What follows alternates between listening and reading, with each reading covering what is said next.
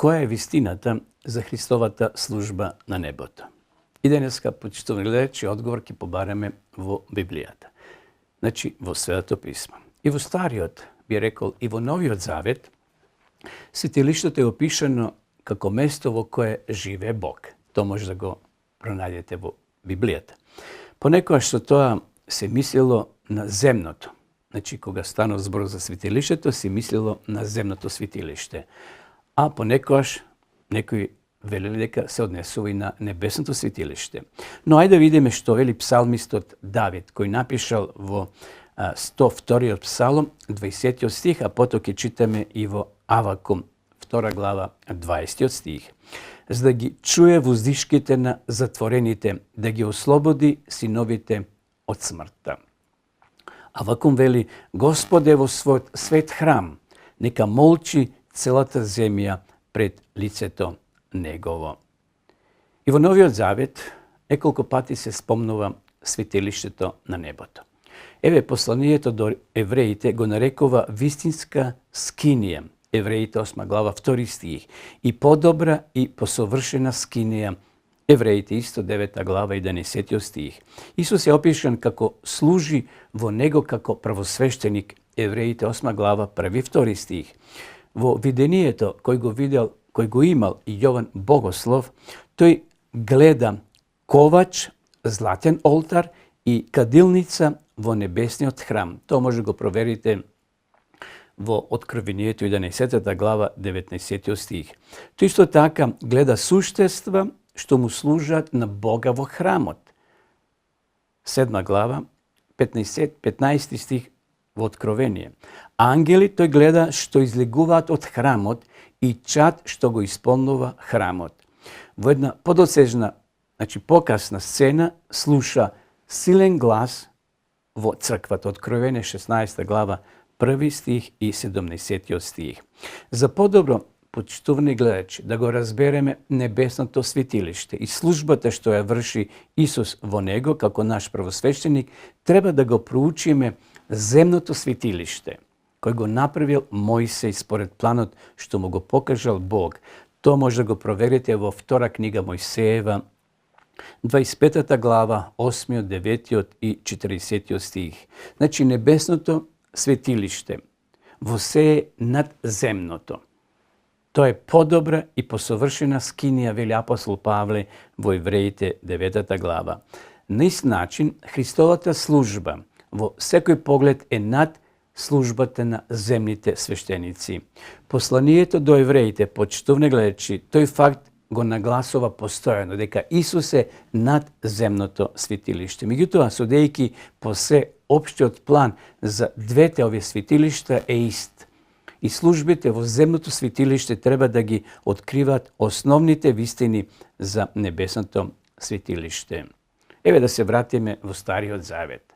Значи, во старо време, свештениците вршеле посредничка служба во светињата секој ден во текот на годината, но при крајот на годината, на денот на така наречен ден на помирување, првосвештеникот влегувал во светилиштето или во светињата на светињите да изврши таа завршна фаза на годишната служба. Тоа го пишува Мојсе во трета книга Мојсеева, во 16 глава. Внимателното проучување на книгата на пророкот Данијел во 8 и во 9 глава, таму тој ни открива дека во 1844 година Христос ја започнал завршната фаза на својата служба во небесниот храм, фаза што одговара на земниот ден на помирување. Во своето видение небесно суштество му кажало на пророк Даниело, читам во Даниело 8 глава 14 стих, и ми рече 2300 вечери и утрини и тогаш светилишето ќе се очисти. Сметајќи дека периодот од 2300 денови и ноки почнува истовремено со 70 седмици, тоа го кажува Даниело во 9 глава, зборот одредено во Даниело 9 глава 24 стих упатува на фактот дека 70 седмици треба да бидат одсечени од еден подолг временски период. Таа почетна би рекол, појдовна точка е кога заповеда Ерусалим пак да се изгради, кажува Даниел во 9 глава, 25 стих. Датумот на издавањето на тој декрет, што го издал царот Артаксеркс, историски е потврдено како 457 година пред Христа. Служејќи се со начелото на толкувањето на пророштвата, дека еден ден е една година, тоа го кажува пророк Езекија во 4 глава, во 6 стих, 2300 денови и ноки допира до 1844 година по Христа.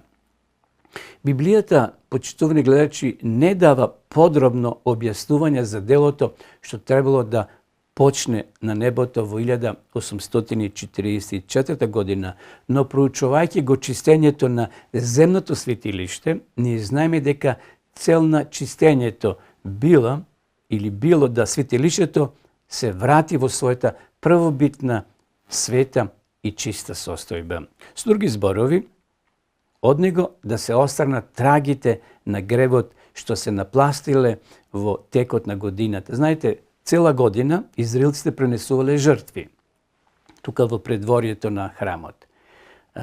Тоа левитите го правиле.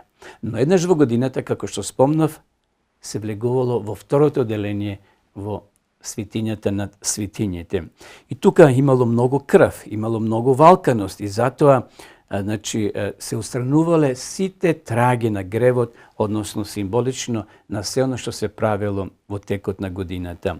Вистинската состојба на светилиштето е состојба без дамки и грев, зашто на денот на чистењето светилиштето било очистено од страна на сите дамки и отстранети сите дамки на гревот, на сите записи на тие гревови што биле пренесувани.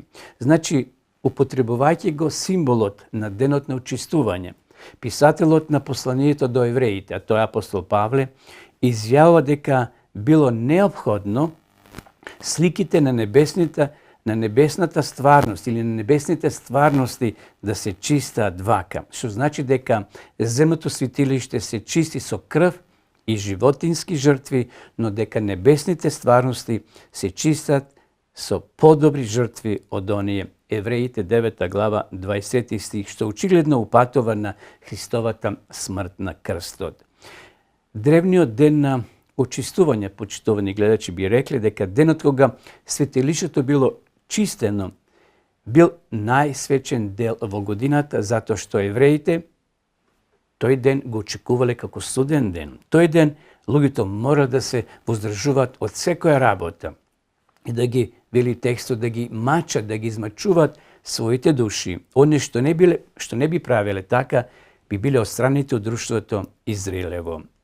Бидејќи службата што ја вршеле земните свештеници била слика и сенка на небесната стварност или на небесните стварности, сосема е на место да се заклучи дека вистинскиот првосвештеник, во овој поглед Исус Христос, пред да го заврши своето дело на небото за покајаните грешници и пред да се врати во второто свое доаѓање и да ги земе на небото оние што му се верни, ќе го почисти или ќе го очисти небесното светилиште, отстранувајќи ги од небесите книги записите за нивните гревови. Ова дело што сега ви го спомнувам, почитувани гледачи, ова дело што го вклучува одвојувањето на вистинските Христови следбеници од оние што можеби само биле по форма христијани, понекогаш се нарекува истражен суд, односно истражно судење на небото. Тој термин не се наоѓа во Библијата, но спомените на сите елементи, или спомнати би рекол, сите елементи што ги кажав претходно, укажуваат на такво судење. Имињата на бранителите, книгите на извештаите, судијата, ангелите, помошниците, пресудата, сето тоа е запишано во Данило 7, 9 и 10 глава. Тоа го пишува во втора книга Мојсеева 32 глава, Откровение 3 глава 5 стих, а Филипјаните 4 глава и 3 стих. Сето тоа укажува дека на небото ќе се води еден истражен суд. Ова дело на судот мора да заврши пред Исус да се врати на земјата, зашто тој доаѓа да донесе плата на оние што останале верни до крај на Исуса Христа во својот живот. И затоа тоа чистење на небесното светилиште го вклучува и делот на судот. А според Данило 8 глава 14 стих, чистењето треба да почне при крајот на 2300 денови ноќе, односно години.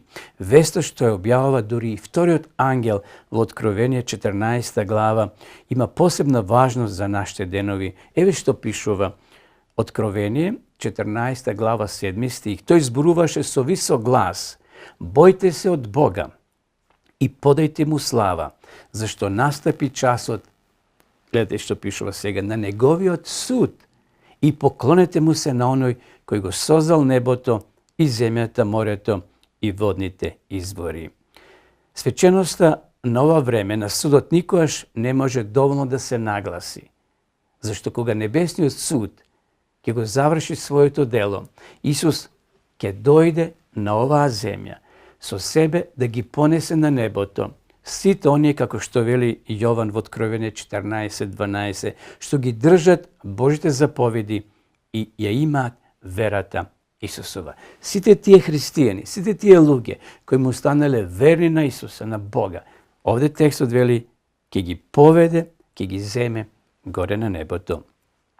Доктрината за светилиштето представува темелен камен на христијанската вера, почитувани гледачи. Таа едноставно го издигнува живиот Христос како наш првосвештеник и застапник. Таа објаснува дека Божиот закон на 10 заповеди се мерило, значи законот е мерило, според кој судот ќе го проценува твојот и мојот карактер или карактерот на луѓето. Таа открива дека овој историски период е свечен и единствен. Таа покажува дека Бог истовремено е праведен и милостив во сите постапки кон создадените суштества и во своето решавање на проблемот на гревот. Значи Бог е и праведен, но од друга страна тој е милостив. Тој ќе го реши за секогаш проблемот на гревот и ќе биде тој грев отстранет.